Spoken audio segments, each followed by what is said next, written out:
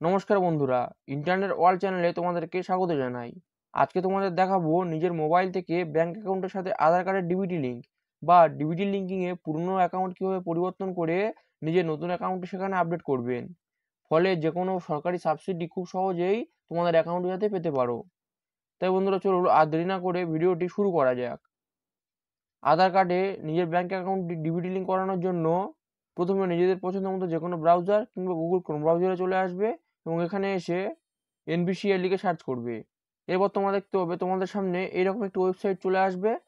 তো দেখো এখানে এনপিসিআই লেখা আছে, তো সিম্পলি এটিতে ক্লিক করবে। এরপর তোমরা দেখতে হবে তোমাদের সামনে এইরকম একটি ড্যাশবোর্ড চলে আসবে। এই ওয়েবসাইটটির লিঙ্কও আমি আমার এই ভিডিওর ডেসক্রিপশন বক্সে দিয়ে রাখবো। তো সেখান থেকে চাইলে তোমরা এই ওয়েবসাইটে সরাসরি চলে আসতে পারো।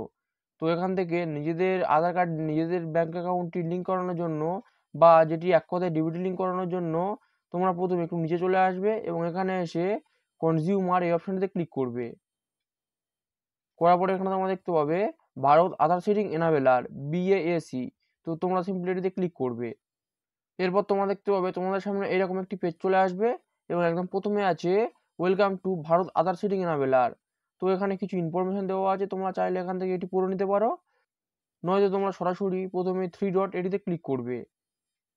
করার পর এখানে তোমরা দেখতে পাবে আধার সিডিং। তো তোমরা সিম্পলি এটিতে ফার্স্ট ক্লিক করবে এবং এরপর এই ঘরটিতে তোমাদের আধার নাম্বারটি বসিয়ে দেবে এবং এখানে তোমরা এই অপশনটির মাধ্যমে আধার নাম্বারটি ঠিকঠাক বসিয়েছে কিনা সেটিও চেক করে নিতে পারো। এবং এরপরে ঘরটিতে রয়েছে দেখো রিকোয়েস্ট ফর আধার। তো এখানে রয়েছে সিডিং বা ডিসিডিং।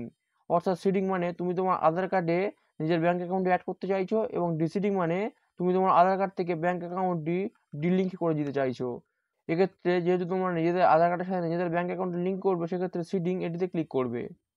এরপর দেখো এখানে রয়েছে সিলেক্ট ইউর ব্যাংক। তো এটি ড্রপ ডাউন অপশন, এটিতে ক্লিক করবে। করার পর তোমরা দেখতে হবে এখানে অনেকগুলি ব্যাংকের নাম আছে।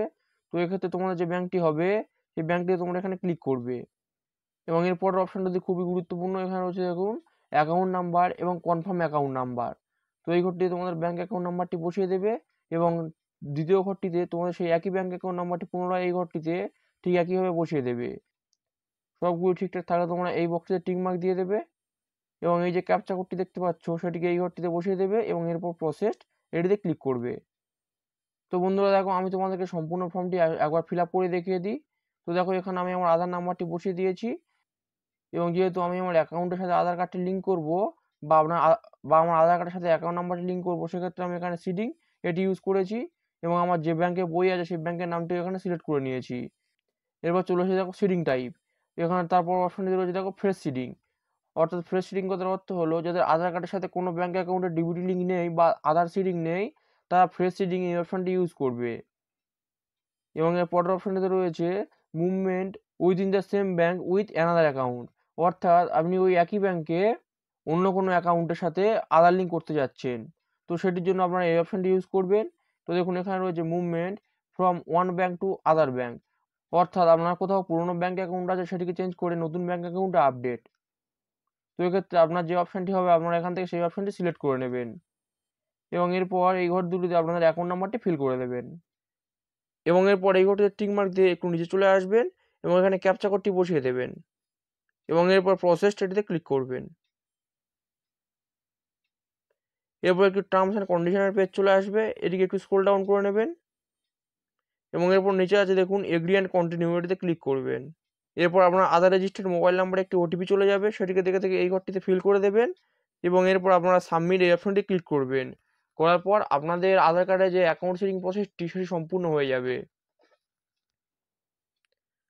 তো আপনাদের আধার কার্ডের সাথে অ্যাকাউন্ট সেটিং সম্পূর্ণ হয়েছে কিনা সেটিকে দেখার জন্য বা চেক করার জন্য আপনারা ফের এই 3 ডট অপশন এটিতে ক্লিক করবেন এবং এখান থেকে আপনারা আধার ম্যাপ স্ট্যাটাস এটিতে ক্লিক করবেন এবং এই ঘরটিতে আধার নাম্বার বসিয়ে দেবেন এবং এখানে ক্যাপচা কোডটি বসিয়ে দেবেন। এরপর চেক স্ট্যাটাস এটিতে ক্লিক করবেন। এরপর আপনার আধার রেজিস্টার্ড মোবাইল নাম্বারে একটি ওটিপি চলে যাবে, সেটিকে আপনারা দেখে থেকে এই ঘরটিতে ফিল করে দেবেন এবং এরপর আপনারা সাবমিট এটিতে ক্লিক করবেন